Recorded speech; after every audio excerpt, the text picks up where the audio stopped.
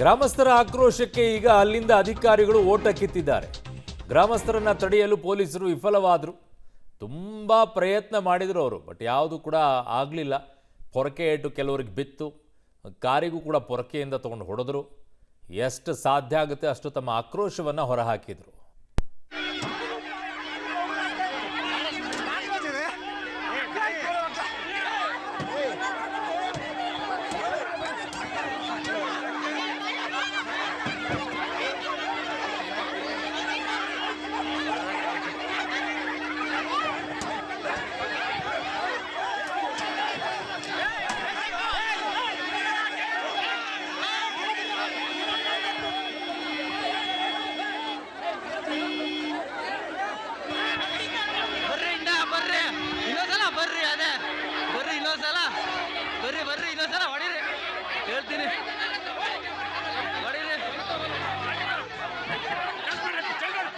ಅಧಿಕಾರಿಗಳಿಗೆ ಪೊರಕೆ ಏಟನ್ನ ಕೊಟ್ಟಿದ್ದಾರೆ.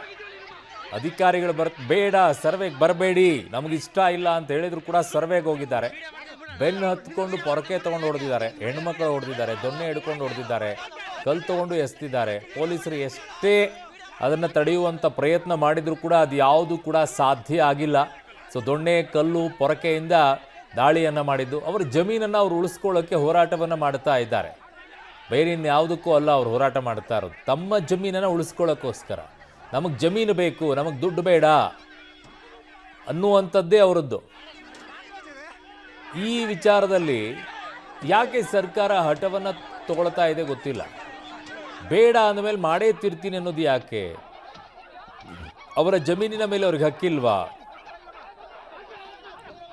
ನಮ್ಮ ನೀರು ನಮ್ಮ ಹಕ್ಕು, ಎಲ್ಲೋಯ್ತು ಅದು? ನಮ್ಮ ಭೂಮಿ ನಮ್ಮ ಹಕ್ಕು ಅನ್ನೋದು ಯಾಕೆ ಬೇಡ? ನಮ್ಮ ಭೂಮಿ ನಮ್ಮ ಹಕ್ಕು ಯಾಕೆ ಬೇಡ?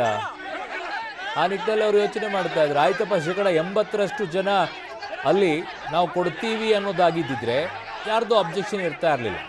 80% ಜನ ಅಲ್ಲಿ ವಿರೋಧ ವ್ಯಕ್ತಪಡಿಸ್ತಾ ಇದ್ರು. ಯಾಕೆ ಬೇಕು ಮಾಡೋಕ್ಕೆ, ಯಾಕೆ ಬೇಕು ಅಂತ. ಬೆಂಗಳೂರಿನಲ್ಲಿ ಮಾಡೋದು ತುಂಬ ಇದ್ದಾವೆ, ಅವುಗಳನ್ನು ಮಾಡಬೇಕಾಗಿದೆ. ಯಾಕೆ ಇದ್ರ ಬಗ್ಗೆನೇ ಹೆಚ್ಚಿನ ರೀತಿಯಾದಂಥ ಆಸಕ್ತಿಯನ್ನು ಇಟ್ಕೊಳ್ತಾ ಇದ್ದೀರಾ? ಈ ಥರ ಅಧಿಕಾರಿಗಳು ಬಂದು ಪೊರಕೆ ಇಟ್ಟು ತಿನ್ನೋದು, ದೊಣ್ಣೆ ಇಟ್ಟು ತಿನ್ನೋದು, ಕಲ್ಲಿಟ್ಟನ್ನು ತಿನ್ನೋದು ಯಾಕೆ ಬೇಕು? ಹೀಗೆ ಮುಂದುವರಿತಾ ಇದ್ರೆ ಬಹಳ ಬೇರೆ ಹಂತಕ್ಕೆ ಹೋಗ್ಬಿಡುತ್ತೆ. ಆಮೇಲೆ ಮಾನ್ಯ ಮುಖ್ಯಮಂತ್ರಿಗಳು ಈಗಷ್ಟೇ ಹೊಸದಾಗಿ ಮುಖ್ಯಮಂತ್ರಿ ಆಗಿದ್ದೀರಾ, ನಿಮ್ಮ ಕನಸು ಈಡೇರಿದೆ. ಇಂಥದ್ದು ಯಾಕೆ ಮೈ ಮೇಲೆ ಹಾಕ್ಕೊಳ್ತಾ ಇದ್ರೆ ನೀವು? ನಂಗೆ ಅರ್ಥ ಆಗ್ತಾ ಇಲ್ಲ. ಅಷ್ಟೊಂದು ಏನು ಅವಶ್ಯಕತೆ ಇದೆ? 1.5 ವರ್ಷ, ಈಗ ಇನ್ನು 6 ತಿಂಗಳು ನಿಮ್ಗೆ ಎಲೆಕ್ಷನ್ಗೆ ಟೈಮ್ ಸಿಗುತ್ತೆ. ಇದರ ಮಧ್ಯದಲ್ಲಿ ಇಷ್ಟೊಂದು ವಿರೋಧವನ್ನು ಹಾಕ್ಕೊಳ್ಳುವಂಥ ಅನಿವಾರ್ಯತೆ ನಿಮಗೆ ಯಾಕೆ ಬರ್ತಾ ಇದೆ ಅಂತ ನನಗೆ ಈಗಲೂ ಅರ್ಥ ಆಗ್ತಿಲ್ಲ. ರಾಜ್ಯದಲ್ಲಿ ಮಾಡೋಕ್ಕೆ ತುಂಬ ಕೆಲಸಗಳಿದೆ, ಒಳ್ಳೆ ಹೆಸರು ಮಾಡೋಕ್ಕೆ ಅವಕಾಶ ಇದೆ. ಈ ಹಠಕ್ಕೆ ಬಿದ್ದು ಯಾಕೆ ಕೆಡಿಸ್ಕೊಳ್ತೀರಾ ಅಂತ ನನಗೆ ಅರ್ಥ ಆಗ್ತಿಲ್ಲ.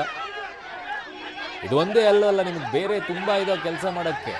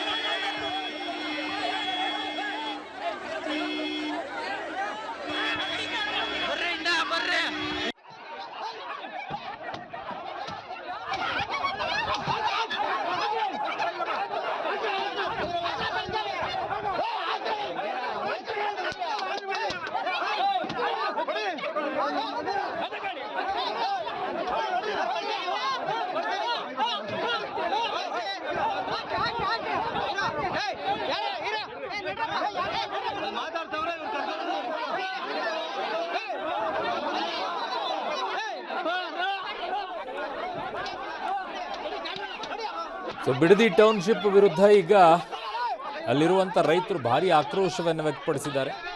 ಸರ್ಕಾರ ನಾನು ಮಾಡುತ್ತೆ ಅನ್ನುತ್ತೆ, ಅಲ್ಲಿರುವಂಥ ರೈತರು ನಾವು ಮಾಡೋಕ್ಕೆ ಬಿಡಲ್ಲ ಅನ್ನುತ್ತೆ. ಮಾಡೇ ತೀರ್ತೀವಿ ಅಂತೇಳಿ ಹೋದಂಥ ಸರ್ವೆ ಕಾರ್ಯದವರಿಗೆ ಸರಿಯಾಗಿ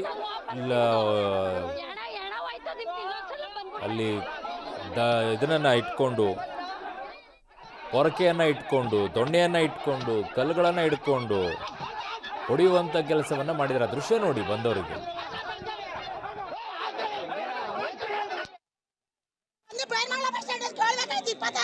ಡಿಸಿ ಬರ್ಲಿವ ಅವತ್ತಿಂದ ಅವನಿಗೇನು ಹೇಳ್ತೀರಿ ಡಿಸಿಗೆ?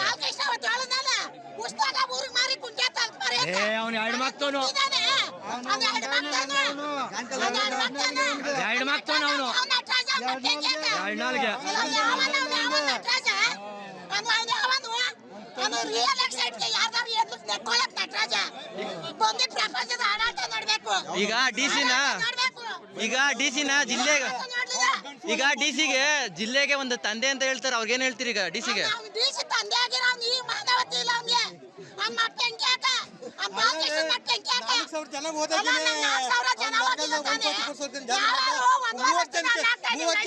ಸುಸ್ವಾಗತ ಮಾಡ್ದ 4 ಜನ ಹೋಗಿದಾಗ ಒಂದು 44 ಯಾಕಿಷ್ಟು ಹಠಕ್ಕೆ ಸರ್ಕಾರ ಬೀಳ್ತಾ ಇದೆ ಅಂತೇಳಿ ನಾನು ಆಗಲೂ ಹೇಳ್ತಾ ಇದ್ದೆ. ಮಾನ್ಯ ಮುಖ್ಯಮಂತ್ರಿಗಳೇ, ಈಗಷ್ಟೇ 1 ತಿಂಗಳ ಮೇಲಾಯಿತು ನೀವು ಮುಖ್ಯಮಂತ್ರಿಯಾಗಿ. ಇದನ್ನು ಯಾಕೆ ಮೈ ಮೇಲೆ ಎಳ್ಕೊಂಡ್ಬಿಟ್ಟು ನೀವು ಸುಮ್ಮನೆ ಥರ ರಾಡಿ ಮಾಡ್ಕೊಳ್ತಾ ಇದ್ದೀರಾ? ಬೇಕಾಗಿಲ್ಲ ನಿಮಗೆ, ಸುಮ್ಮನೆ ಇರಿ. ನಿಮಗೆ ಮಾಡಬೇಕಾಗಿರೋ ಕೆಲಸ ರಾಜ್ಯದಲ್ಲಿ ತುಂಬ ಇದೆ, ಅದರ ಬಗ್ಗೆ ಫೋಕಸ್ ಮಾಡ್ಕೊಳ್ಳಿ. ಇದನ್ನೇ ಮಾಡಬೇಕು ಅಂತ ಯಾಕೆ ಹಠಕ್ಕೆ ಬೀಳ್ತಾ ಇದ್ದೀರಾ ನನಗಂತೂ ಅರ್ಥ ಆಗ್ತಿಲ್ಲ. ಬಟ್ ಅಲ್ಲಿ ರೈತರ ವಿರೋಧ ಕಟ್ಕೊಂಡು ಮಾಡೋದು ಕಷ್ಟ ಆಗುತ್ತೆ.